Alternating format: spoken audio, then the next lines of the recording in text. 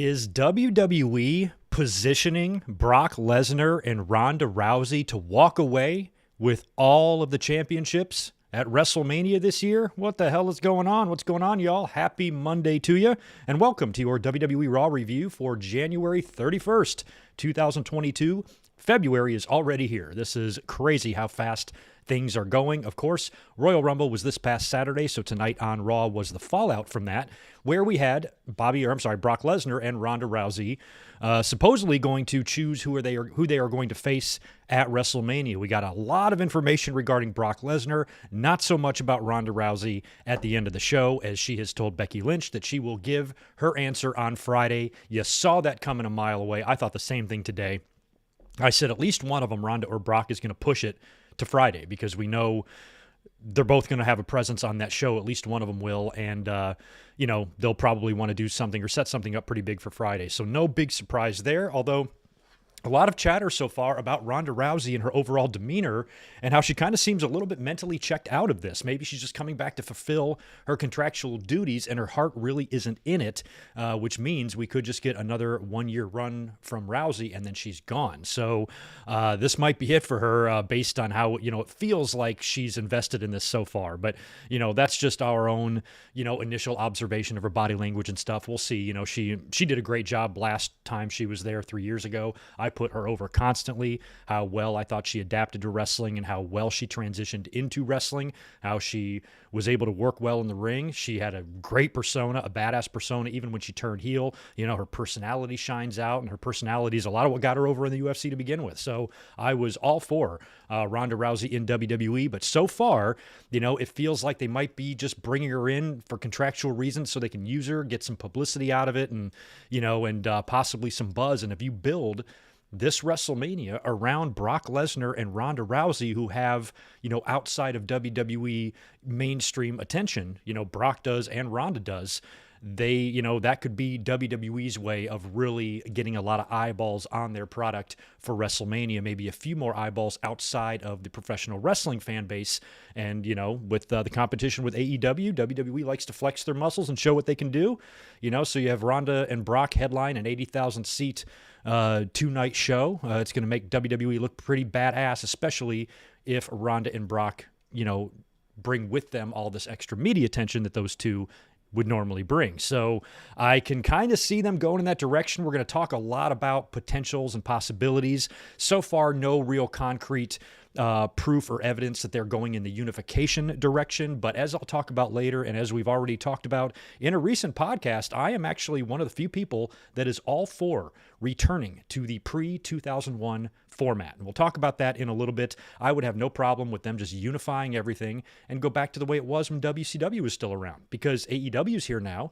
And WWE has shed 120 wrestlers in the last 2 years alone off of their roster. There's no longer a monopoly. There's no longer a bloated roster. There's no longer really any reason to have two brands and 19 fucking championship belts. So maybe back to basics. I'm just saying, I wouldn't hate it. And I know a lot of people say, oh, good mic work. Well, then, a lot of people will miss opportunities or won't get opportunities. A lot less people will get opportunities. I'm like, well, what kind of opportunities are they getting now? If the people that are, hugging the table at catering and back there more often than they are on TV, even when these people are put on TV, what are they there to do? They're either there to have a meaningless, forgettable match or be in an atrociously stupid segment or angle backstage that's just fucking dumb. So, really, are they missing out? Sure, they're going to get some exposure, might help them demand higher indie rates in the future when they inevitably leave the company. But aside from the exposure part, what is there really creatively fulfilling for any of these people to fucking do? So, in my mind, just instead of trying to find spots and things to do for everybody, since you suck so bad at storytelling, keep it simple, keep your roster smaller where you can maybe focus more on your talent, on your storylines without so many, moving pieces and talent to try to find TV time for. Maybe it's time to take a step back. The pandemic could have changed things a lot. And I think WWE, as bad as they are creatively, I feel like a less roster with less going on could actually benefit the creative team in a way. So that's kind of my take on, what WWE does in the future. And if possibly unifying championships is something they're going to do. I personally don't think they will. I think the Universal title is only, less than 6 years old. I would find it strange if they already folded that title. So I don't personally see it happening. But the way Brock, set himself up to win the title at Elimination Chamber in Saudi Arabia and then go face Roman at WrestleMania, why would they even make mention of this if that wasn't the plan? You know what I mean? Feels like that might actually be the plan, which we'll talk about in a minute. Riddle's also in the chamber. There was talk of him being the original winner for the Rumble, so I suppose Riddle could sneak out the back door at the chamber and win the belt. But why would Brock be in it? Why would they put Brock in it with the potential for him to be champion going into WrestleMania if they weren't going to do that? You know what I mean? Like, if that wasn't the plan, wouldn't they just leave Brock out completely? Although it's Saudi Arabia and Brock needs something to do there. They're going to have him there wrestling on every show, I'm sure, because that's a hell of a payday. So maybe that was just the best place to stick him. We'll see. We're going to talk about it a lot here as we get into Monday Night Raw. Let me go over to the chat and say hello to everybody who is here. Do me a favor, smash that thumbs up button for me if you don't mind. If you are not a subscriber, get on that shit and smack that subscribe button. I would appreciate it. Good to see Rodrigo and Population 420. My man, good to see you. I guess Lesnar is winning at the chamber. We will see. Jay Lambo's in the house. K-Dog's Kennel, what's going on?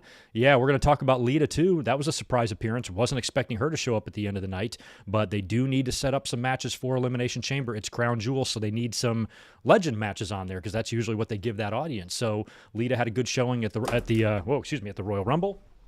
And there was talk that she had discussions with AEW that fell through, so she's back with WWE now, maybe coming back for a short little run. You know what I think would be fun? A Lita and Beth Phoenix match. Think about it. Might be fun.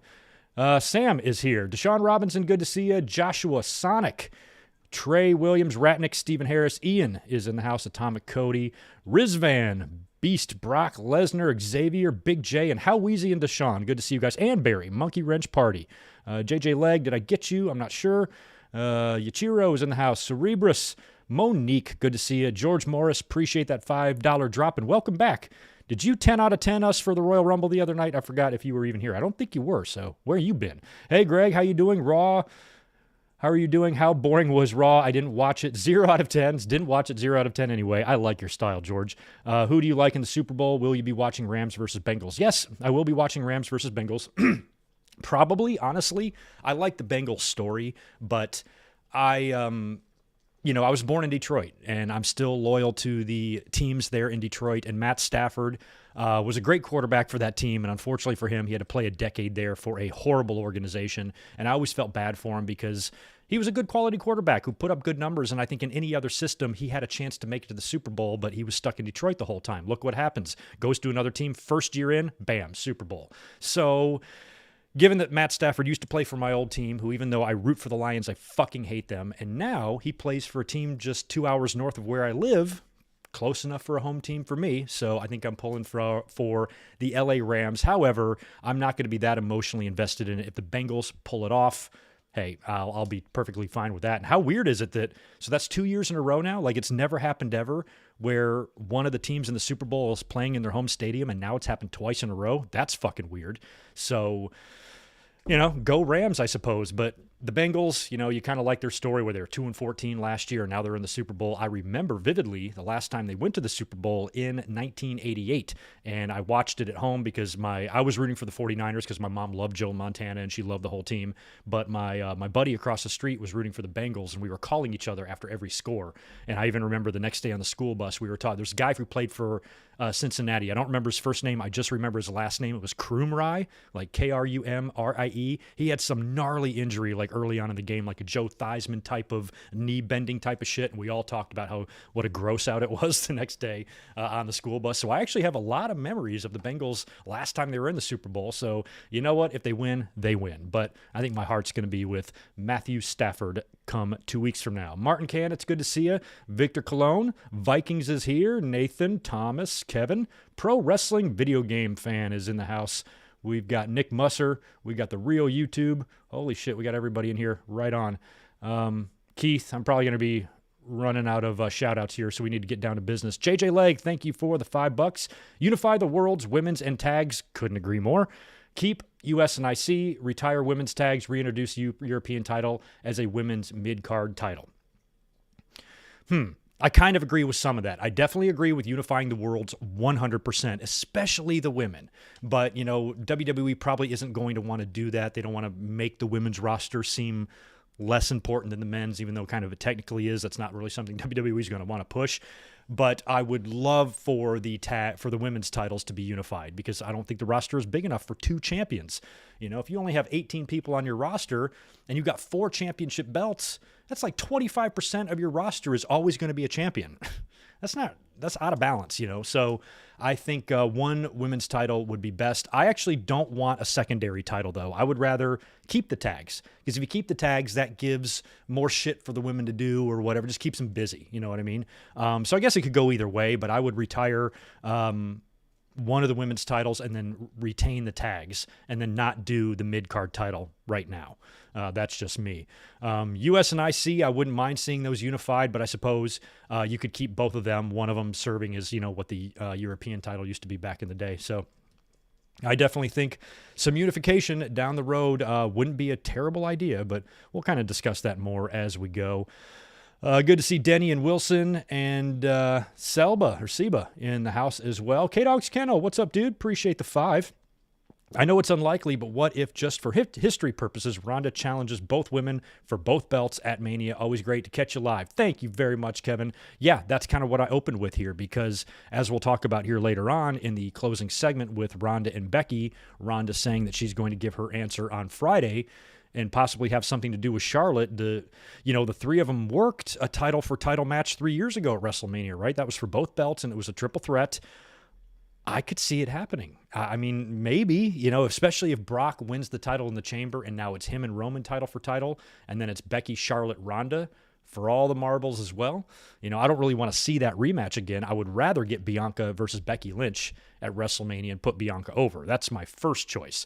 But if that's not happening, then, Ronda and Brock, like I said earlier, could be WWE's way of flexing their muscles, reminding everybody who the top wrestling dog in town is. Look at the crowd we can draw. Look at the media attention we can bring in. Look at these huge mainstream stars that have extended beyond WWE, that most people, whether you're a wrestling fan or a UFC fan or not, you've probably heard the names Brock Lesnar and Ronda Rousey before. So they might want to build this Mania around them, because competition's tight right now. Who knows? That's my indication of it, but we'll see. We'll see where it goes. I guess we should definitely start getting into the results here. I got a few news tidbits to get into as well, but we'll save those for later. We should probably just bust out this Raw. The reason I decided to come up and do a Raw review tonight was because it's after the Royal Rumble. A lot of times fun stuff goes down, and we might get a pretty good indication of who's going to be challenging for what at WrestleMania. So figured we had to come up here this week to do a Raw review, but I'll tell you when we're not going to be here, and that's next week for Monday Night Raw. It's a sci-fi Raw. If USA Raws aren't bad enough, imagine how shitty that sci-fi Raw is going to be next week. So not only is there not going to be a review, I'm not even going to turn the show on tomorrow. I'm not going to watch one single solitary second of WWE Raw next week. Just letting you know. So no Raw review next week. We are skipping that shit. But Raw opened up tonight with Adam Pearce in the ring. Now, they had already made this announcement on social media earlier on in the day that Bobby Lashley would be defending the title, the WWE title, in the Elimination Chamber in Saudi Arabia. Now, to me, that's stupid, because like we talked about in the review on Saturday, is that if you're going to have the chamber, you should just use that to determine your other WrestleMania challenger. But the last couple of years, I thought they were going to do that. They put the title on the line instead. So we mentioned that on Saturday. I'm like, there's a really good chance that Lashley is going to defend the title in the in Elimination Chamber, even though I don't want him to. Well, that's what they announced today. He's putting the belt on the line against 5 other guys. So Adam Pearce is out there to announce that, and that's when Bobby Lashley, his music hits. He comes down to the ring with MVP with his newly won WWE title. And I got to say, after seeing him in that suit, I want a Lashley and Seth program. How badass did he look? Lashley always looks great, in what he wears, but his suit was a little bit over the top tonight. And just him with the belt. I love the whole package. I love the whole look. He is such goddamn badass. I just love it. So he came out there looking like $1 trillion and says that he beat Brock Lesnar and that he's better than Brock Lesnar and all that shit that a heel would say. Out comes Brock, of course. His music hits, and he is dressed to fight. For a minute there, I thought we might get our first Brock Lesnar match on Raw since I was in my early 20s. I was barely old enough to drink alcohol last time this fool wrestled on Monday Night Raw. And here I am, going to be 45 this year. It's been a long time. So he was dressed to fight. That was interesting. And I was like, what are they doing here? And he gets in the ring. He's on the mic now. And I got to tell you, I am loving no mouthpiece Brock. He is way more fabulous than I thought he would be by himself. Maybe years ago, he wasn't ready for this level of entertainment, but he is a scary and funny killer. And I think he's got such a good balance of somebody who can smile and hug you and then eat you at the same time. It's terrifying. It would be terrifying for anybody. So I just love that he's not only good on the mic, but he's funny on the mic.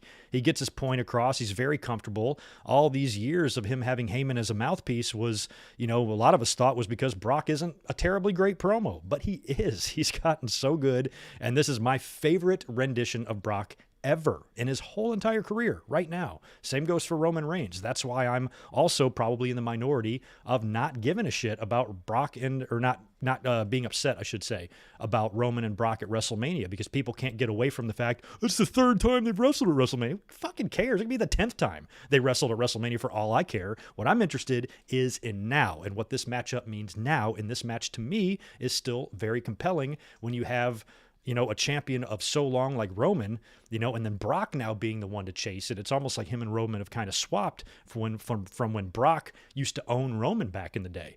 So I think, and another thing, when you think about WrestleMania, in my mind anyway, you guys might have a different opinion. I don't think there's a clear-cut winner, that you can feel like they're going to do, or there's no clear direction it feels like they're leaning towards, where a lot of our complaints about Royal Rumble on Saturday was that it was predictable as fuck. I could honestly see the Roman Brock match going either way. I could see Roman continuing his run, and set some serious records with his Universal title victory, maybe not dropping it until SummerSlam, which will be the 2-year anniversary of when he won it. And that's going to be a really difficult record to break. Not even Cena did that when he had his long run or whatever that was in 07 or whenever it was, but it was long. So I think he can surpass by a mile a lot of that. And maybe that's WWE's plan. Maybe they want to solidify Roman in history and have him do something that they know is going to be very difficult to pull off again, because it's 2022, guys. A champion having a run for 2 years, is not going to be something that happens. Hell, even in the 80s, the late 80s, that was done. I mean, Hogan had the last long run. After that, all those runs, even Hogan runs, would be relatively short. So ever since that 4-year run of Hogan, when he dropped it to Andre at the main event, that was it, man. We have not seen a long run other than maybe Cena and that AJ run and the Brock run. Those have really been the closest ones, and they weren't even anywhere close to Hogan's. So I don't think Roman's going to be breaking Hogan's run or anything. That's a little bit ludicrous, but, I could see him going 2 years. So it is not a guarantee in my mind that Brock Lesnar will go into WrestleMania and win both belts. That's not a guarantee. Not to me anyway. So at least we've got that, is that they really kind of could go either way with that match, and they could maybe even swerve us. I know that's being incredibly optimistic, and optimism and WWE programming are two things that really don't go together very well right now. But, just trying to put it into perspective the best I can and try to think about the good in all of this. Now, Brock would, of course, come out, like I said, and he's hilarious on the mic. He comes out dressed to fight, and he says that he's not even mad at Bobby Lashley for what he did, and that's what we said on Saturday. I said on the review that on Monday he's probably going to, of course, challenge Roman and tell Bobby, hey, I got no problem with it. You did what you had to do. You didn't beat me. Roman and Heyman did, so I'm obviously going after them. But then they throw a twist at us. So Brock first announces that, yes, in fact, he is going to be challenging Roman Reigns at WrestleMania for the title. So we got that decision made, which is what we knew it would be. But then he says that he wants to challenge Bobby Lashley for the title tonight on Raw. He wants his rematch right now. And of course, MVP is backing off Lashley. Lashley kind of wants to do it because Brock is talking so much shit to him, but MVP convinces him not to do it. Brock calls him a chicken shit. And that's when Adam Pearce who's still in the ring during all this, he announces that Brock Lesnar is going to be entered into the Elimination Chamber instead. So Brock is going to be in the chamber now as one of the challengers to Bobby Lashley's championship. So what did Twitter do? Oh, fuck. Brock's going to win the title, isn't he? He's going to go in the chamber and win the title and go to WrestleMania to face Roman Reigns. Yeah, he probably will. You're right. I'm sorry, but that probably is going to be what happens unless, we heard the reports earlier today that Riddle apparently was the plan to win the Royal Rumble. I'm not totally sure if I believe that. I think maybe Riddle's name was mentioned as one of a few names that could win it, but maybe wasn't set in actual stone to win it. But that's the word on the street. So if Riddle was scheduled to win it, that would have put him and Randy for the title. And when you think about it, RK Bro is really the most over act they have in the company right now. So when that split inevitably happens and they work, I was assuming they'd be working Mania for the last several weeks. Ever since they lost the titles, I was like, well, it's probably going to be Orton and Riddle at Mania now. So it makes sense that that's your most over act, that you should have a championship involved there. So Riddle winning the title and defending it against Orton, I could see that, especially if he wins the championship and you do, Triple H and Randy Orton, they could repeat that. Randy Orton could beat Triple H. You realize that? They could have a big celebration for Riddle. Riddle gets hoisted up on the shoulders and Randy's, smiling at him and Riddle's like, yeah, bro. And then Randy gives him the thumbs up and Riddle gives him the double thumbs up. And then Orton goes, and then bam, they attack, or his henchman or whoever's holding up Riddle drops him, and then Orton hits him with an RKO and says, I want you at WrestleMania or whatever. And that's what you do. So maybe, Riddle wins the championship in Saudi Arabia. It's possible. But like I said, why put Brock in there if he's not going to win it? Again, with the Royal Rumble, it felt predictable. If Brock is not going to win the chamber, why is he in the chamber? I assume maybe it's just because Saudi Arabia wants him. But you could always stick Brock in a different match instead. Didn't have to be in the chamber. So feels like they could be going in that direction of having Brock win the title and then it's title for title at WrestleMania. So that means one of two things. Number one, it either means we're unifying these shits, which I'd be fine with, or it means it's just title for title, which I hate, because what happens when it's title for title? First of all, it's going to piss the fans off that a part-timer is running around with two championships. But second, it's not going to stick. Like, you have to take one of the belts off of him relatively soon. They did the same thing with Becky Lynch a couple years ago. Remember, she won both belts, and then within just a couple of months or weeks, whenever it was, she had dropped the SmackDown title for, I don't even remember how that happened. All I know is she was Becky one belt after too long. So if they're not unifying them, it's not cool to have one guy walking around with both belts for very long. So that means he's probably going to cough one of them up relatively soon after, which means what's the fucking point of having a title for title match? So I think if you're going to do both titles, it should be a unification, but I don't feel like it's going to be. So I don't know what that means. But here's another silver lining here. I'm just trying to be as fair as possible. Imagine Lesnar wins at Elimination Chamber, wins the title, and now he goes into the match with WrestleMania with Roman, title for title. That's the direction it feels like to us they're going, correct?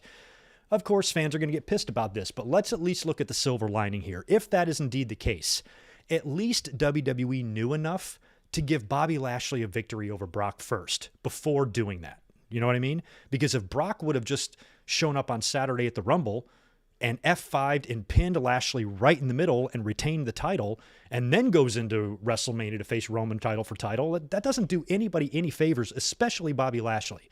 So at least now you've got Lashley owning a one-on-one victory over Brock, and if Brock wins the title of the chamber, he doesn't even necessarily have to beat Lashley to do it. He could, but he doesn't have to.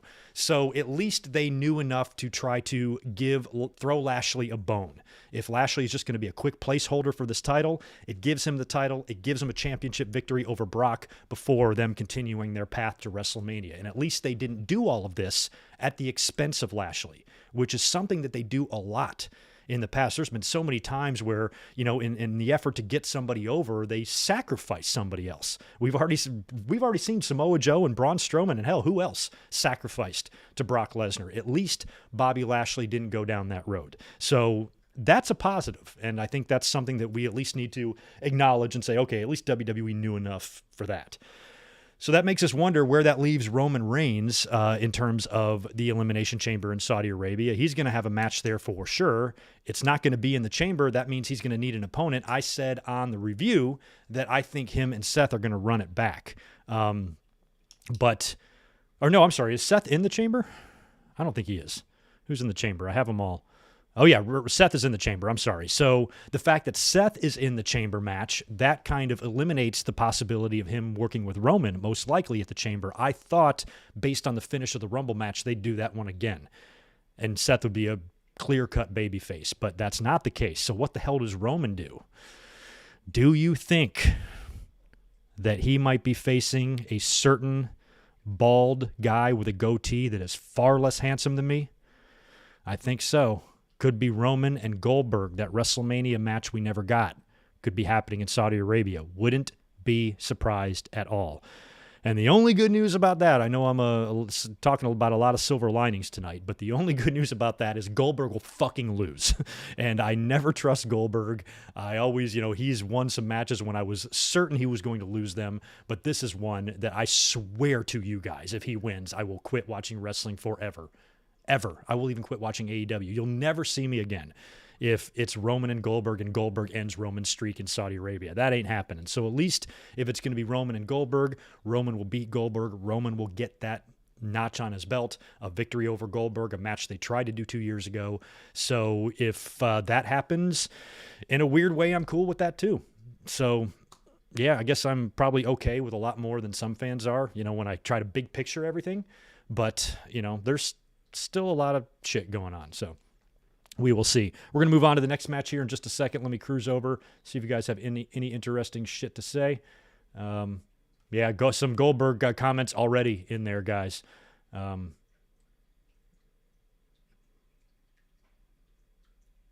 That's a possibility too. Some Cena talk too. We'd have to see if Cena even turns up for WrestleMania this year or not. And if he does, it's not going to be for a championship. So if Cena did come back, what exactly do you think he would do at WrestleMania? He might just have it might just be a segment, instead of a match for Cena. We'll have to see. Or he's not going to be there at all. We'll find out. First match we got on Raw tonight was Rhea Ripley taking on her former friend, Nikki ASH. Rhea was pretty aggressive in this match. I actually liked it because it was a good little competitive match, but Rhea was pissed, and she hit Nikki with a real gnarly riptide for the win. It looked good, and Rhea looked very, very aggressive, so I liked to see that. Then it's time for the advertised scooter race, the much-anticipated scooter race. I have to write down results of a scooter race in my wrestling podcast notes. I don't know what I'm doing with my life. So this was set up last week. It's going to be Gable and Riddle in a scooter race, I guess, around the arena. They have to do like 50 laps, and they got like a piece of finish line tape on the floor around the ring. So you already knew early on in the night, because that shit's on the floor, that's where it's going to end. So I guess they got to do 50 laps around the building or whatever. R-Truth is going to be like kind of the official for this, and he blows the whistle or does the flag or whatnot, and they are off. Now, Gable is wearing like a wetsuit, like a wetsuit like you go surfing in, like a Quicksilver wetsuit that's basically like kind of like a biking suit. He's trying to be aerodynamic, and he's got a helmet on and glasses, and he looked so much like Kurt Angle. And I don't understand, every single time I see Chad Gable on TV, even though this is some goofy-ass shit, he is so entertaining. And he's a lot like Kurt Angle. I know you don't want to make a carbon copy of what somebody used to be. You can't have a second Shawn Michaels and a second Brock Lesnar and stuff like that. But Gable really does resemble Angle a lot. He's a little smaller than Angle, but in terms of what he can do in the ring and how goofy he is, he's got that Kurt Angle-like combination. He reminds me a lot of 1999 he reminds me a lot of 2000 Kurt Angle, 2001 Kurt Angle, who's wearing the hat and playing the guitar with Austin. He is a goofy motherfucker, but man, when he's in the ring, he can turn it on. He's an Olympian. He's tough. He's badass. He's credible. To me, I mean, I guess maybe his size is really, holding him back a bit, but I don't understand why this guy is not in the title picture, because he can wrestle and he can talk and he's entertaining and fans like him. He checks so many fucking boxes that I want to ask Vince McMahon and Bruce Pritchard and the other monkeys that fucking work there, what box is he not checking? Like, Jesus Christ, man. He's the complete package aside from that size. But when the hell does size matter? Ray, AJ Styles, so many other guys, even Shawn back in the day was probably under 200 pounds at one point. So I don't see why it's taken so long. It feels like he's kind of getting noticed now. The Alpha Academy stuff is, helping him a little bit.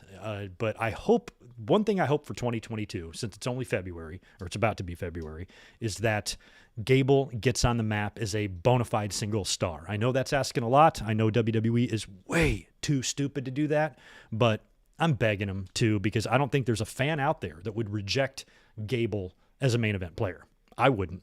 So more for Gable in the future, and rock on with that suit. Now, the scooter race just started there. They would revisit this throughout the night, so we'll come back to the scooter race. We show up, another multi-segment deal they were doing tonight was Alexa Bliss in therapy. Seems like, even though I've been paying very little attention to this dumb shit, it feels like her appearance is changing a little tiny bit each time. Like slight differences in her appearance, maybe a little less crazy with the hair, and maybe it's going to be a slow morph kind of back into who she used to be. The doctor asks her what she would do if she saw Lily again, and she said she would hug it and play with it and shit. And then the doc is like, well, I'm going to show you something. It's not the real Lily, it's a replica. And he pulls out a Lily doll, and Alexa's all enamored by it, and then we just go to commercial. But I'm like, Alexa Bliss, even though she's crazy, I think she could work WWE shop. It's not like she's unaware that these replicas exist. It's not like she's never seen one. If she's been to a wrestling show, she's seen them all in the crowd. So actually, she probably hasn't. I don't think she's worked since Lily's death. But I don't know where they're going with that. I don't care, really. I like Alexa Bliss, but whatever they're doing here, just get to the end of it, please. After that, we have The Miz trying to bounce back against Dominic Mysterio after him and Maurice came up short against Edge and Beth Phoenix, which really was a way more entertaining match than I kind of thought it would be at the Royal Rumble, so they did all right. Little shenanigans here with The Miz. He tries to pretend that Ray tripped him when he's hitting the ropes, and he just falls down and tries to Eddie Guerrero the deal, but it didn't really work, but it was enough to kind of distract Dominic a little bit. He was able to hit him with a skull-crushing finale and get the win. We go backstage after that, and Dana Brooke is with her championship, and she's kind of looking around. She's immediately attacked by Tamina, but the point of the attack, I think, was just to show Riddle and Gable come scooting by on their scooters, rolling right by him in the middle of the race while they're fighting. That was kind of a funny 10-second deal there. Then we've got the Kevin Owens show. Now, Kevin Owens has got an Elimination Chamber qualifier later on in the night against Austin Theory, but he's got a KO show first, and his guest is Seth Rollins. This surprised me because Seth took a hell of an ass kicking on Saturday night, and he came out there in maybe my favorite suit of his so far. It even had the long tails. It was very sparkly. He wasn't wearing a shirt underneath. It looked great, and he's trying to dance, but he can't because his back hurts. That was kind of funny, and Kevin Owens and him are kind of BFFs now. Seems like they're forming a Jericho and Owens-like alliance with each other. I think it's fun and it's cute. And Seth says that he's going to be in the Elimination Chamber based on his performance at the Royal Rumble and the fact that, Roman, that he got a disqualification victory over Roman. That automatically qualifies him for the Chamber. So Owens seems upset because Seth presented this as a big surprise. I got a big surprise. And Owens is like, I love surprises. And he goes, I'm in the Chamber. And then Owens doesn't seem too pleased about that because Owens has to qualify. Seth didn't. So Owens says, you know what you should do? Since you have so much pull and power, you should go to Sonya and Adam and tell them that I need to be in the Elimination Chamber too, and I don't have to qualify for it. And if they don't do it, then you need to walk out on the company. That was Owens' logic. And Seth was like, yeah, that ain't happening. So right after that, we get Owens versus Austin Theory. And I put on Twitter that I was really hoping Kevin Owens would beat Austin with the stunner. I think that would be kind of cool. But a few people were very quick to point out something that I completely forgot. Kevin Owens doesn't do Saudi Arabia. So I forgot about that. So that makes a lot more sense that he wasn't going to win. And I think it's even a stupid match to make, considering any smart fans are going to kind of know the deal there and know that Austin is going to win. And he did, and he pretty much did clean, right? Unless I stepped away from the match, unless there was some shenanigans I didn't see. It looked like it was a clean win for Austin. He won with his finisher. And it was a pretty decent match, too. So they are definitely pushing Austin Theory as something major. I think he'll have a good showing in the Elimination Chamber. He won't win it, but he'll have a good showing there. And he qualified for that. No Austin and McMahon segment this week, which is fine. Those have sucked. But, yeah, Theory is in the chamber. He took a selfie after and the whole deal, and Owens took the L. So that's kind of a bummer. But he's not going to be working chamber anyway, so what does it matter? After that, we get a rando here, Angelo Dawkins versus Dolph Ziggler. These two teams have been seeing a lot of each other, so we get a one-on-one match here, which means we're going to get Montez Ford and Bobby Roode next week. I will bet my left nut that that's the match we get. Angelo actually gets the win here. Prior to the match, though, they're backstage, and they've got Riddle and Gable scoot by, and I think they give Riddle something to drink, and they give something else to Gable, and Otis showed up with some steak sauce, and I don't know what the fuck he said. I would have sworn I heard the word masturbate, but I kind of turned. I'm like, what the hell is he talking about? I just blocked it out of my mind and kept going. So they race by, and let me see. Okay, yeah, so Gable falls. What the hell's... Okay, I've got my notes goofed up here. I'm like, okay, so Angelo Dawkins beat Dolph Ziggler, but I had the finish to that written like 3 lines below. After that, we get the scooter race finale. So this is where a lot of weird shit happens. So Dolph goes down to Angelo. Now it's time for the scooter race to finish up. Of course, it's going to be finishing up on the outside of the ring, kind of over by the announce table. And Riddle and Gable start coming down the entranceway, and Gable falls. He falls, and Riddle's like, you're down, I win. And so all Riddle has to do is kind of scoot over to the finish line around the ring. Gable's never going to be able to get up and recover in time to catch him. So Riddle is kind of slowly sauntering over there, and I'm like, something's going to happen. He's going way too slow. And as soon as Riddle rounds the corner to go to the finish line, he is blindsided by Otis, who shows up out of nowhere, nails Riddle, and then Gable is able to recover and scoot over. And before he even goes to the finish line, he goes around Riddle and takes like a victory lap around his body and then crosses the finish line and wins. So he's very happy because they lost the spelling bee, of course, last week. So this week they win the scooter race. So Riddle is pissed. He said they cheated. That's not fair. So he challenges Gable to a match right there. And Gable says no, but says he can have Otis instead. So Riddle says, fine, it's going to be Riddle and Otis. And Adam Pearce comes out to the entranceway and announces that this is now going to be a chamber qualifying match. So Riddle and Otis, and I immediately laughed because before the match even started, I'm like, well, Riddle's winning this. You know, they're not going to go down twice. Even scooter races get 50-50 booked. You notice that? You know, Gable won the scooter race, but then Riddle got the win back, beating Otis, which qualified him for the chamber, which arguably is a lot better than winning a fucking scooter race. So Riddle, let's just say he does go into the chamber and win the title. He owes it all to a scooter race loss. Had it not been for that scooter race loss, he might have never won the title. Think about that. You never know which way the wind is going to blow. That's for sure. So Riddle over Otis. Bianca Belair is out next to take on Carmella. I believe this match was initially scheduled for last week, and they changed it to Zelina last minute for Bianca. But this match wasn't much. Bianca beat her clean, as she should. KOD for the win. And I love, love, love Bianca. And I was mentioning tonight, too, over on Twitter, that I feel like Bianca Belair is the only woman, like outside of the 4 horsewomen, that I really feel confident is going to be a Hall of Fame legend one day. You know, I used to think that about Rhea Ripley, and I don't so much anymore. And there's nobody else on the women's roster that really super stands out to me. The only other name is possibly Asuka. We haven't seen in 13 years, but whenever she shows back up, you know, WWE has really treated Asuka well, despite that Charlotte Mania loss that everybody flipped out about and said Asuka should quit wrestling or go back to NXT. She turned out to be fine. So I think maybe you can add Asuka to that, you know, to that group, but maybe not, especially if Asuka only comes back whenever she does come back, if she's only there for a short time before leaving the company or whatever. I'm not sure if she's really developed, the same type of legacy as a Charlotte or a Sasha or a Bayley, or a Becky. So those four are obviously going to be, looked back on as, the foundation of the new, women's wrestling in WWE after they got away from the diva stuff. But outside of them, some people will say Alexa Bliss too, but I don't even consider her in that category. Obviously, WWE loves her because they put her in big storylines. Wasn't she even the GM for a while?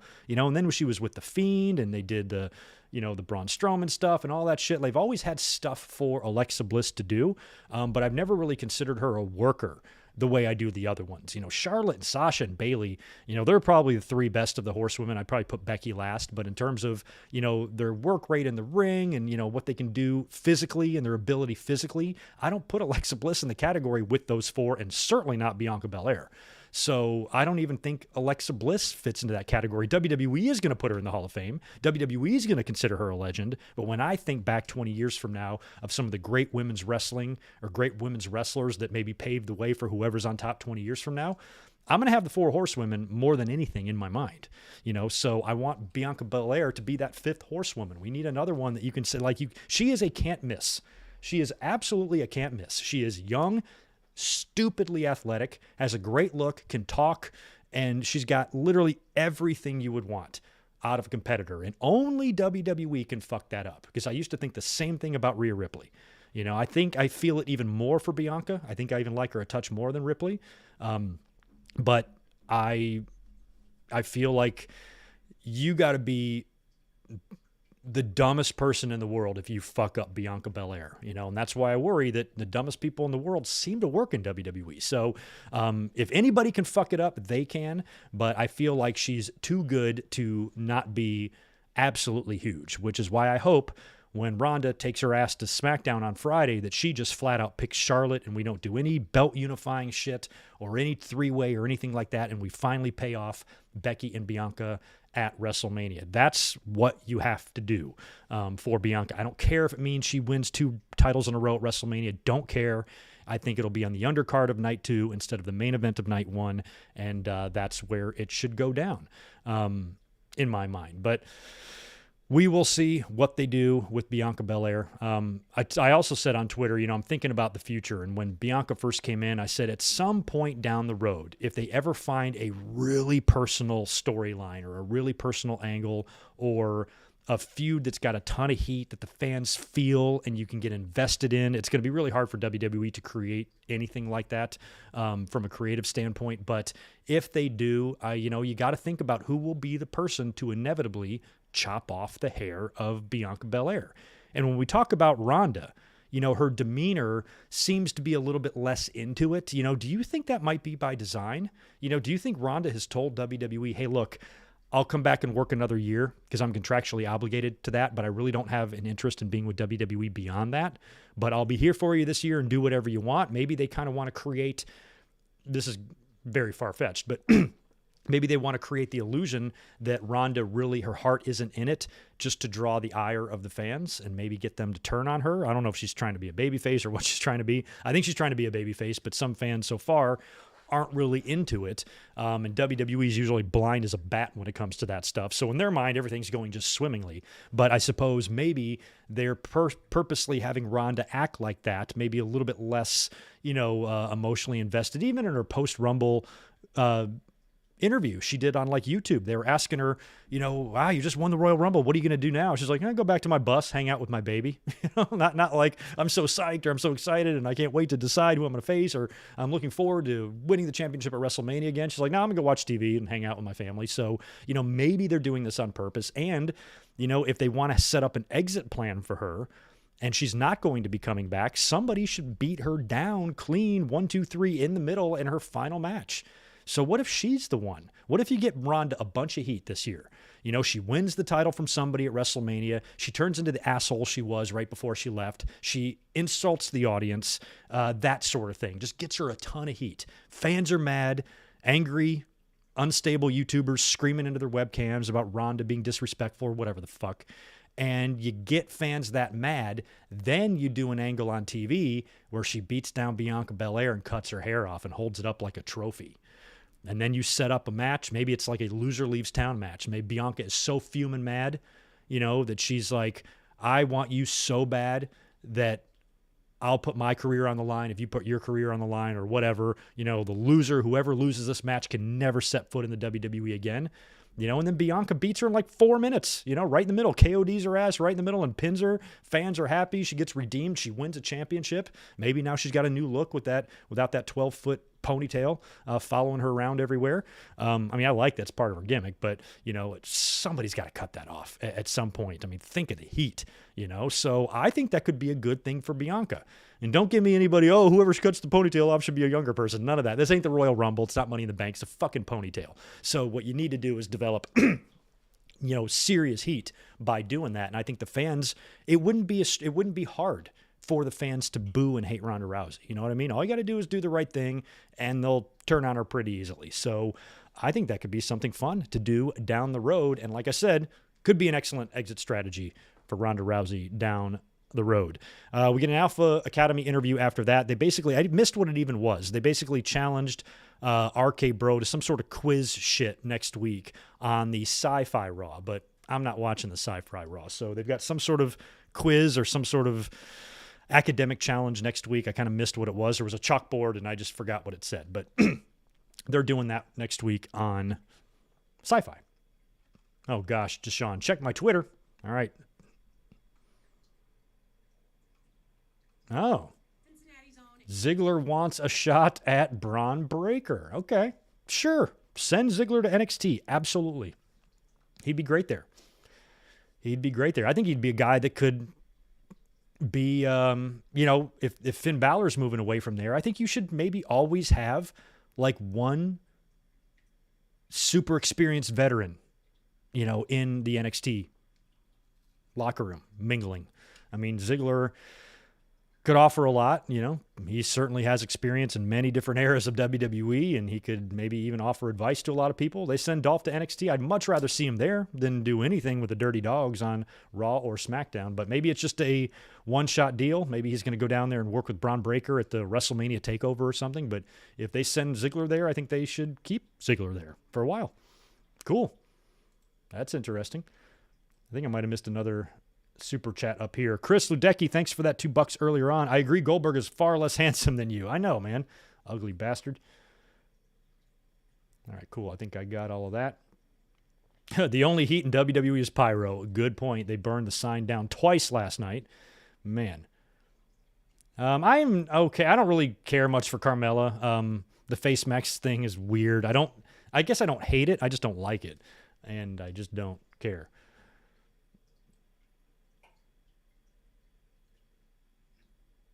Well, you got a good point there, Seba.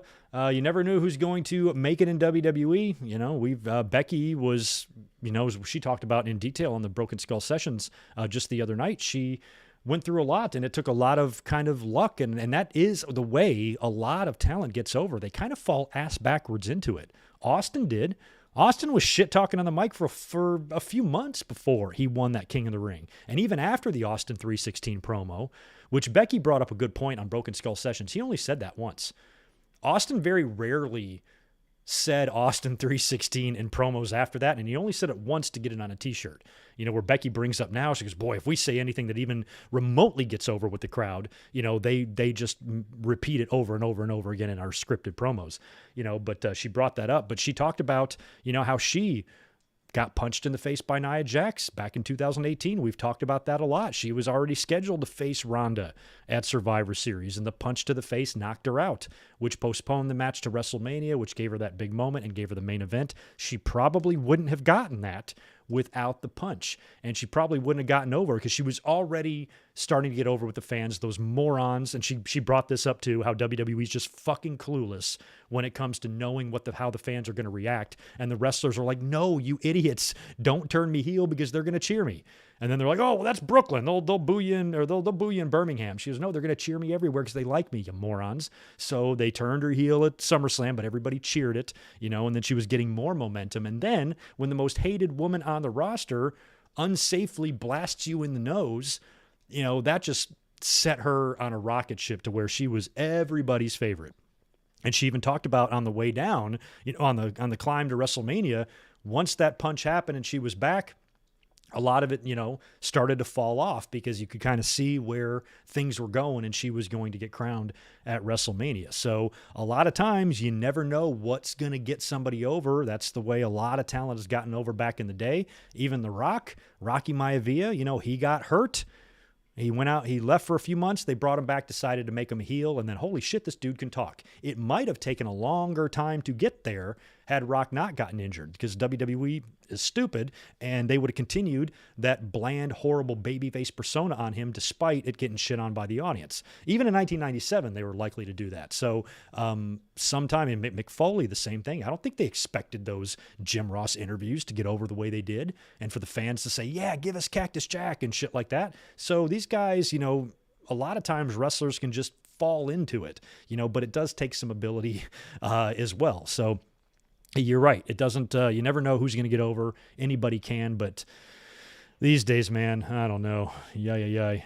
What happened to Shotzi? What's going on with Shotzi? You can't just say prayers to Shotzi and not fill us in. Is she all right? Somebody else might have mentioned it above. I just haven't seen anything on Shotzi.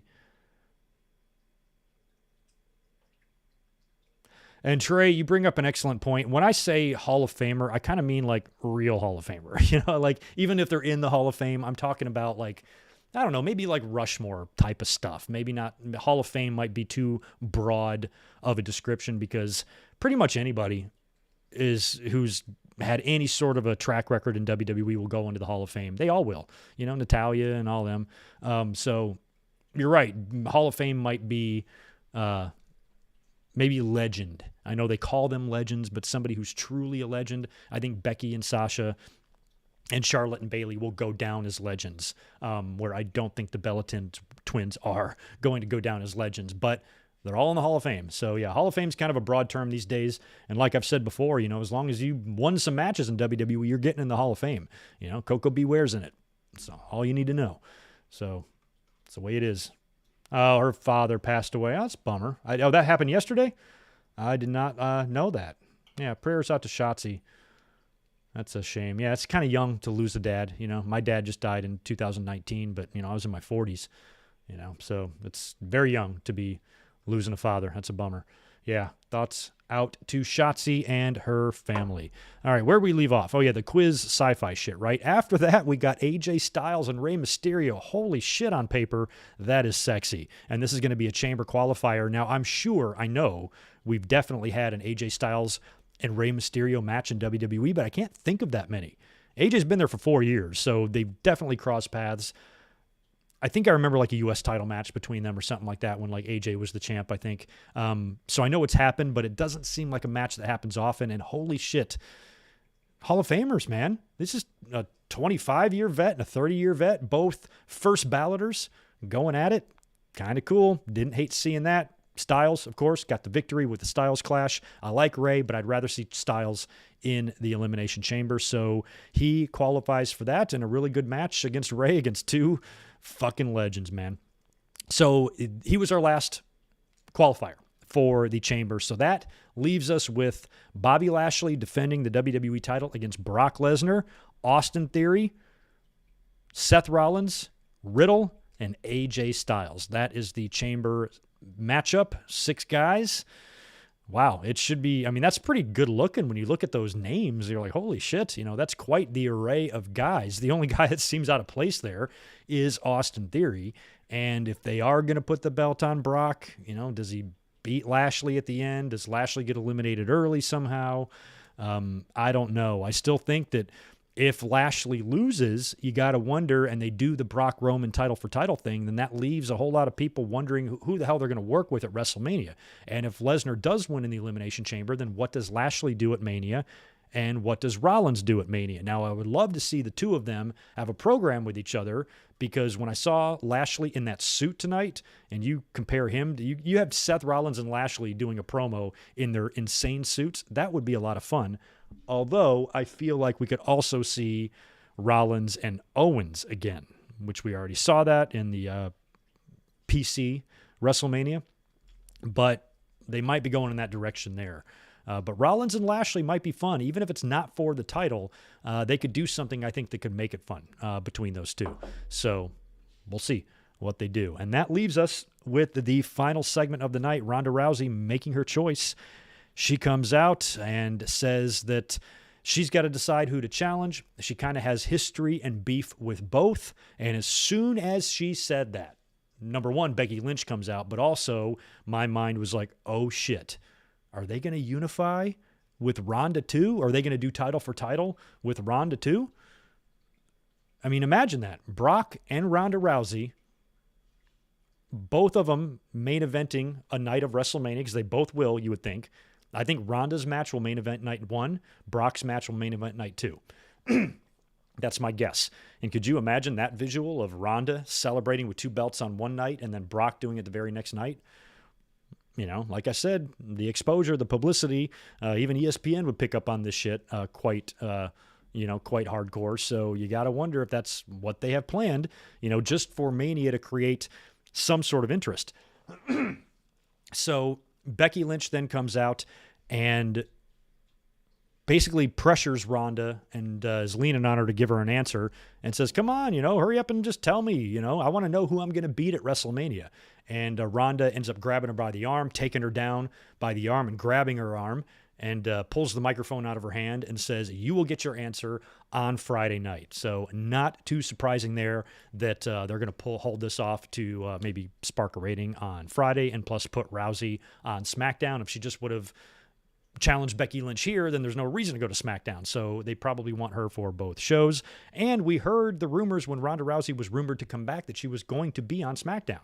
So that kind of makes me hope that on Friday, Charlotte does something to convince Ronda to say, you know what, I'm going after you. I can always come back to Becky. Because if they do that, then we can get Becky and Bianca. I'm not going to shut up about that until I'm comfortable that it's happening, because I'd be really disappointed for Bianca if they don't do that. But Ronda being back changes potentially a lot. So Ronda says that she'll get her answer on Friday, and she leaves the ring. There's still like 2 minutes of TV time left, and as Ronda is leaving, Lita's music hits. Lita, of all people, comes out to the ring, and as soon as she came out there, I'm like, oh, I know what they're doing. They're going to have Lita challenge Becky at Saudi Arabia to give us that attraction match, a returning legend. They do the same thing with the dudes. Triple H and Shawn Michaels and Undertaker and Goldberg, they all come back to work these Saudi shows. Why not Lita?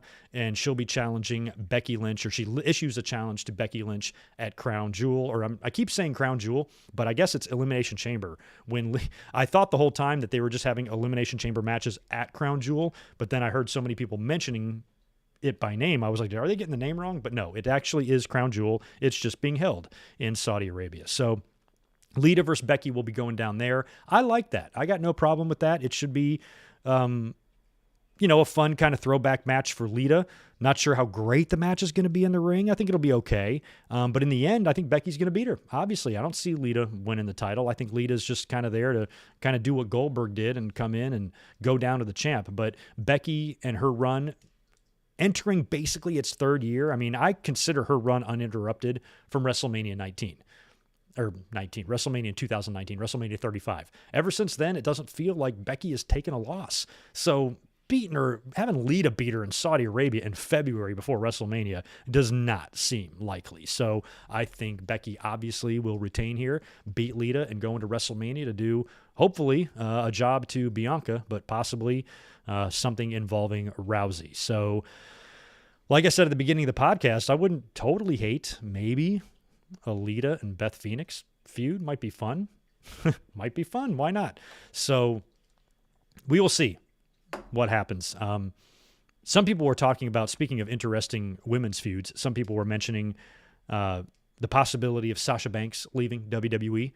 What if she went to AEW and feuded with Ty Conti? Think about it. Might be fun.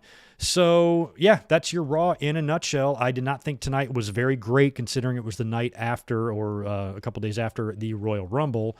Nothing too shocking went down, other than maybe the Brock Lesnar inclusion in the Elimination Chamber, which has got a lot of people worried, so to speak. But, otherwise it was your so-so show. At least tonight the matches had a little bit more at stake because they were qualifying for the Chamber. But things don't look good next week for the Sci-Fi Raw, because if Raws aren't bad enough and sleep-inducing enough when they're on their own channel on the USA Network, imagine what Sci-Fi is going to be like. And I guess it's the Olympics, right, that's postponing or preempting Raw, because I think NBC has the Olympics and they own USA. So that's going to be going down next week and maybe even the week after. I'm not sure. So anything else we need to get into today before I get out of here? Oh, Edge and Owens will be great at WrestleMania. I didn't think about that. That's a good one. Edge and Kevin Owens. I would also like to see Edge and AJ Styles. I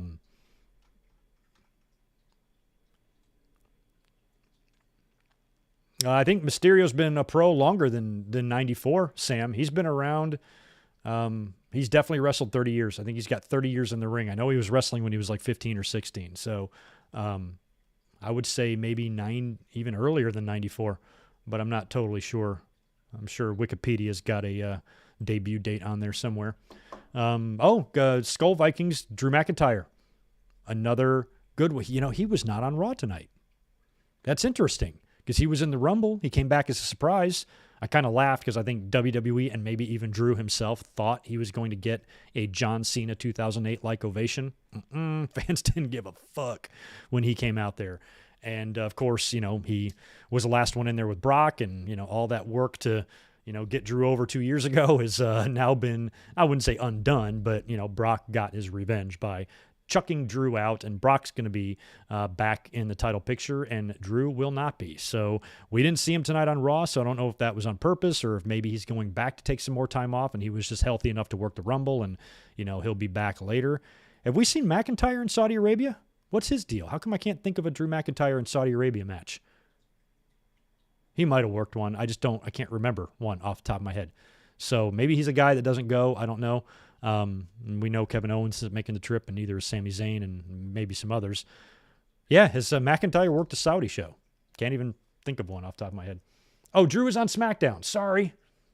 Why did I think he was on Raw? Oh, yeah. Okay. I was thinking he was on Raw. See, there's where my brain is at. Thank you. So he will probably be on SmackDown then. And since you guys reminded me of something that I should fucking know, yes, everybody, I know he's on SmackDown. If it's not Goldberg, which I hope it's not, maybe it's McIntyre. Maybe we get Roman and McIntyre at Saudi Arabia. And to be honest, I wouldn't hate that. I'd like it a hell of a lot more than Goldberg, because Roman and Drew tore the house down at Survivor Series a while back, right? So I think that would be a fantastic match to have, Roman against McIntyre. They might do that, actually. Maybe Roman, Big E too. Oh, Drew versus Big E at Crown. Okay, last year. Okay. Yeah, I don't even remember. That's so funny. Yeah, that would have been right when Big E won the title, right? So funny. I just am immediately forgetting the results of these Blood Money shows. Yeah, sorry for kind of forgetting who's where, but can you blame me, man? This shit's such a clusterfuck. God, I don't know who's where, who's on what show, what's going on. I don't know. Oh, I had some news notes going that I wanted to mention too. So Matt Hardy was on his, I guess, Twitch stream today or yesterday, and he talked a lot about the Jeff Hardy stuff. And he said, he basically confirmed the story that was reported all week long, that Jeff Hardy was offered a spot in this year's Hall of Fame to come back to the company. And he confirmed that, and he also talked about Jeff passing his drug test after he kind of left the ring at that house show. They drug tested him, and it took him a while to kind of get the results, but he knew he passed the test. He knew there was nothing wrong. Matt kind of, you know, brushed off Jeff's weird behavior on that house show is just Jeff being Jeff, and sometimes he can be erratic like that. And if we remember, we all saw the footage, you know, Jeff kind of just leaves in the middle of a match and goes away. WWE released him. And I just love it when WWE makes a mistake that they can't take back. And I don't even blame them for letting him go, because based on Jeff's track record, you know, I can see WWE's perspective. I really can, because he's had chance after chance, and he came back to the company basically with 2 strikes. And so if something like that happens, it's extremely abnormal. They're not out of line for thinking the worst. You know what I mean? And that's the one thing I'd maybe disagree with the Hardys on. Like, if they're somehow offended that WWE thought Jeff was fucked up, I'm like, well, he's been fucked up half his life. So it's not really out of the realm of possibility. So I kind of understood from that perspective. But when it came out that Jeff really was fine, and he's maintained his sobriety for quite some time, And then they let him go, and then they realized, oh shit, Jeff could go to AEW. We don't want him there. And I'm not even sure that Hardy Boys music, I'm pretty sure can be licensed out. I've heard that song on ESPN. I've heard it in the background of all sorts of shit. So it's either public domain or it can be licensed, one or the other. And could you imagine the Hardys in AEW using that music?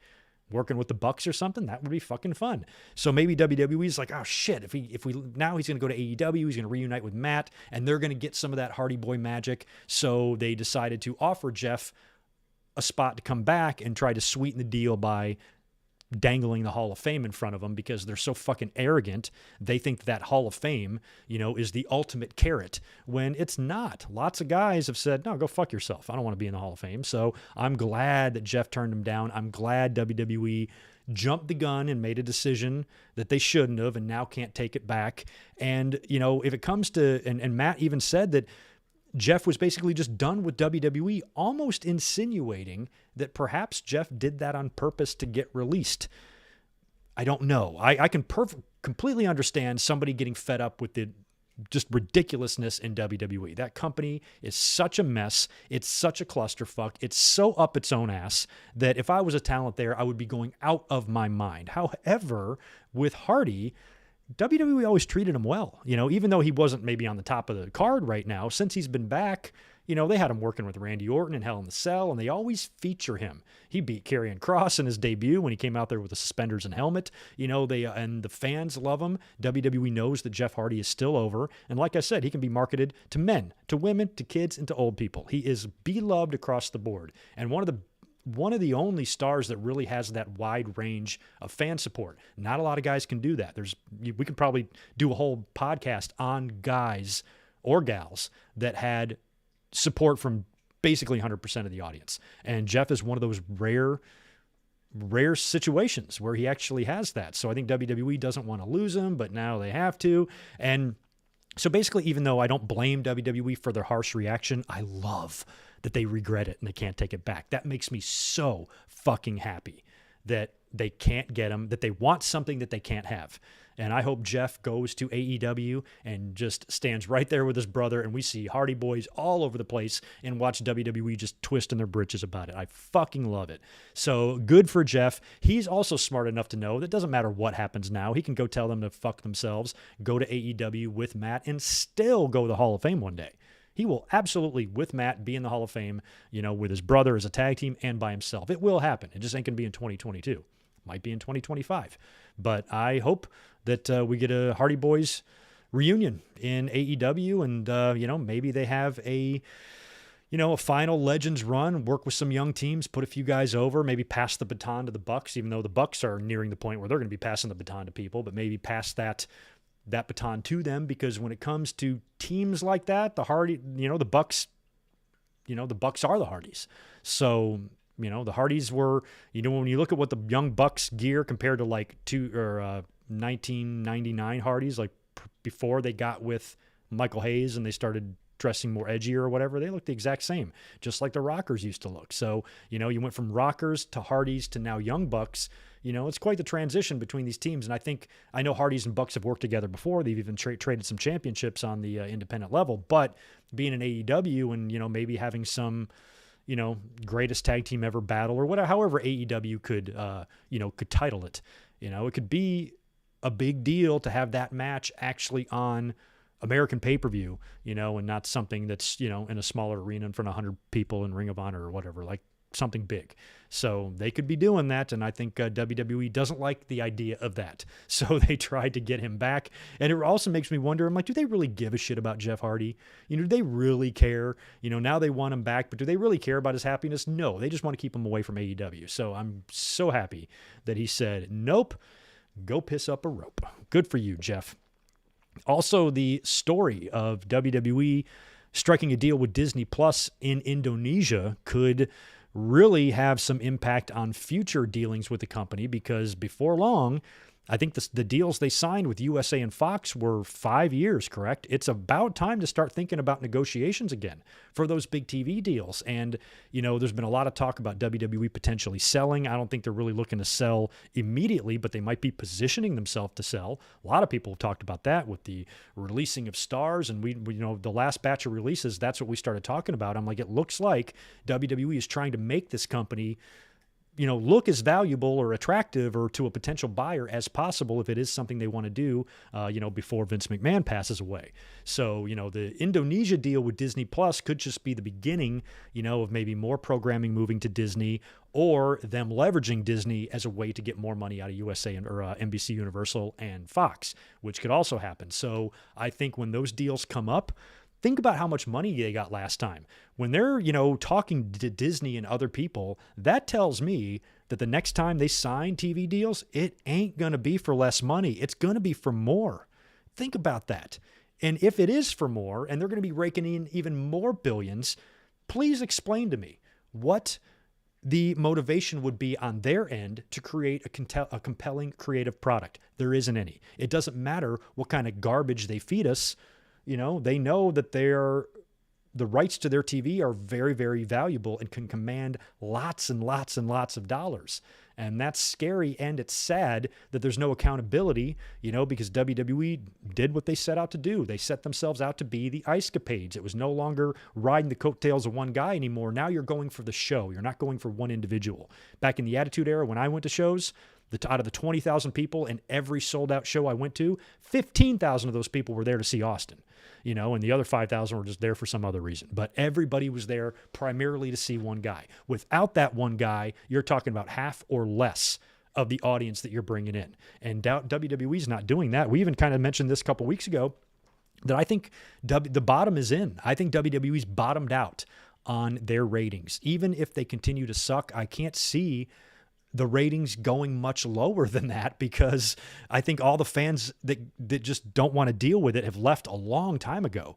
So now it's either the diehards, or it's the YouTubers, or it's the hate watchers, or it's the kids. That's their primary audience. I don't even think they can get any worse. They've set record low after record low, so I guess they are getting a little bit worse. But I think that, that 1.3, 1.4 million has got to be the bottom for them. I could never imagine Raw dipping below 1 million. That would be crazy if that happens. So I think, with the numbers, even the ratings not being that great, it's not stopping, content providers from, wanting the rights to this shit. So I think that when it comes to that, they're going to be raking in even more dollars. And when you think about how they've shedded and really reduced the roster, they've changed the format of NXT.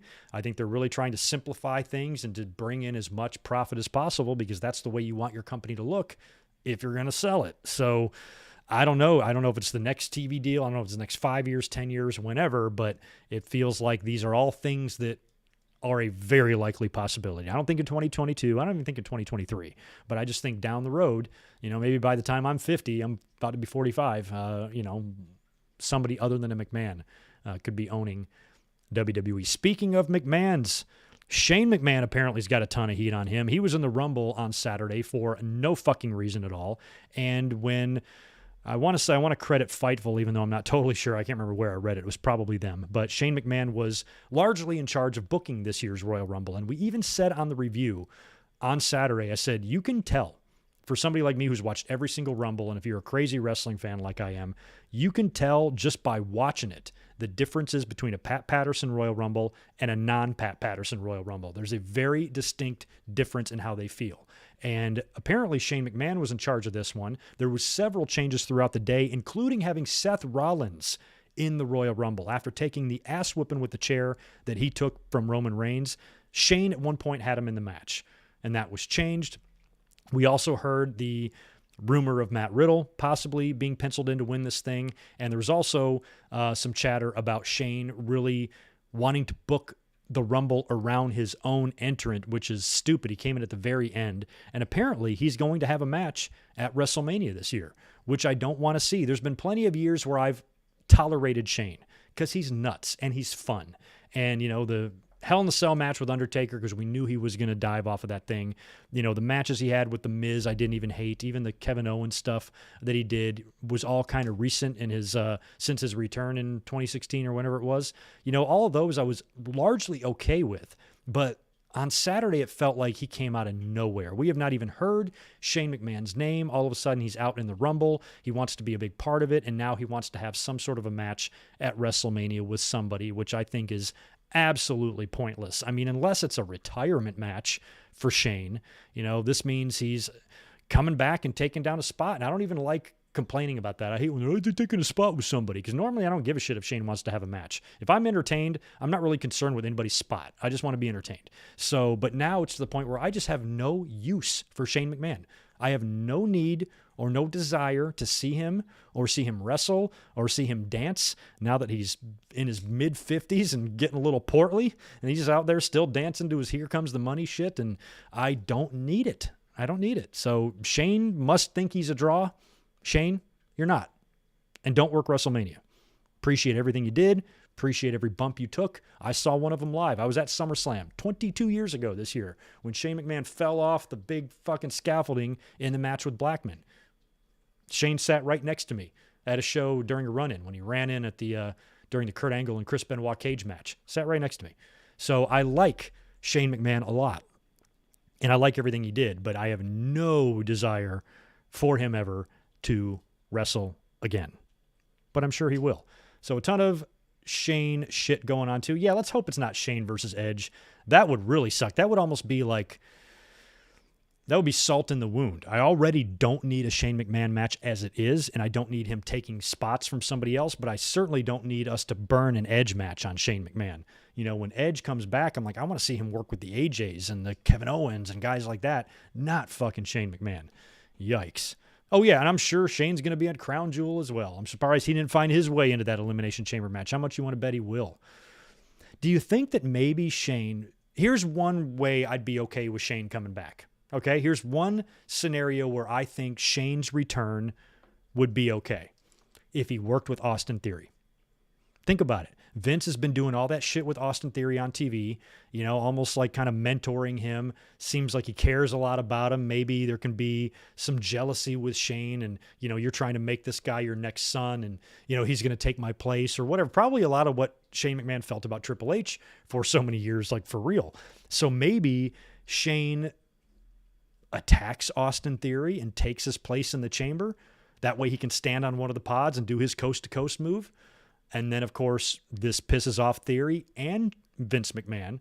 And Vince makes Austin versus Shane at WrestleMania, and Austin Theory beats him. That's one way I'd be cool with it, especially if Vince was in the corner. Think about that. Undercard of night one. Maybe undercard of night two. Could be anywhere. Theory, Shane, Vince in the corner of maybe a neutral corner, and he goes with the winner. Maybe there's something on the line. Maybe Vince gives Theory an ultimatum or Shane an ultimatum, and there's some sort of big thing at stake. You know, maybe if Shane loses, he's disowned by Vince McMahon. And if Austin wins, then he gets to become Vince McMahon's adoptive son or something, you know. That maybe could work. And the reason I say it would work is because if that happens, I fully expect Austin Theory to win. Now, if Shane McMahon is used to put over a young talent and to use that Shane name and that Shane legacy to put somebody over, then it's a little easier pill to swallow. But if he's just going into WrestleMania to hit his coast to coast and pin some star, fuck that. You know, but the Austin Theory stuff could work, and I wouldn't exactly hate that. So what do you guys think? Shane and Austin Theory. Yeah. A lot of you guys have probably had, I just thought of that now, but probably many people have already had that thought. It just hit me now a minute ago. But yeah, I'm probably not the first person to think about that, but it's something that you could do. I'd be into it. Shane versus Seth Rollins, I don't want to see that. I mean, it might be okay, but like, why? Why? At least with Shane in Theory, there's the Vince tie-in where anybody else that Shane, because Austin Theory is really the only guy that would really give Shane an in. Otherwise, they're going to have to create something out of thin air. And you know how good WWE is at creating something out of thin air. If they want a match, all they're going to do is have one guy come out, and then Shane will come out and challenge him. There you go. Angle is made. So at least with Austin Theory, there's underlying stuff there because Vince is involved. So it would make much more sense. Shane to NXT to take the title from Braun Breaker. Let's block Rodrigo Martinez. What you talking about, Willis? My God. Yeah, both deals up in 2023.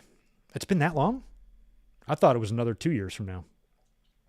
Yeah, they could go to Amazon. They could go to Apple. They could go to fucking Hulu, Disney, all these things. I don't have a ton of streaming platforms. I have, let me see what we got. We got HBO Max and Netflix and Peacock. I think that's all I got. Nothing else. I don't have Paramount and I don't have Disney because I don't give a shit about anything that Disney produces. I don't even like Disney movies. I'm like one of the only people that like doesn't give a shit about The Little Mermaid. So yeah, I don't have a ton of streaming platforms. So I hope it's one that I don't have to get, but if it is, then I will. I'll cancel Peacock and go to whatever they're on. If Shane wins, then Raw Underground is back. That's interesting, Wilson. What about Shane McMahon versus Omos? Wasn't Omos the big bodyguard by the Raw Underground door, right? I don't want Shane to beat anybody at all either. I want Shane to lose to somebody. That would be best. Yeah, but let's hope he's no NXT stuff. But I'm kind of liking this this news of Dolph Ziggler heading down there and maybe working with Braun Breaker. I mean, Dolph is... When did he come in? What year? Dolph's definitely been there 10 years, right? Probably more. Oh, yeah, because he was a spirit boy. So how old is Braun Breaker? So that means Dolph probably started in the company when Braun was like 8. That's crazy. That is crazy.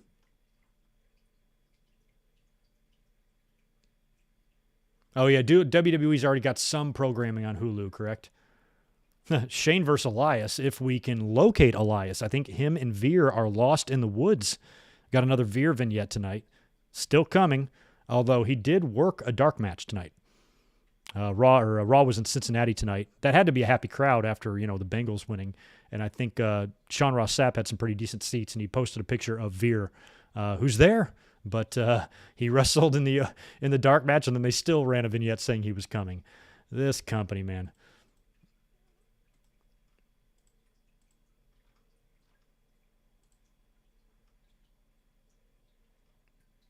$15 rumbles for Dolph. That's insanity.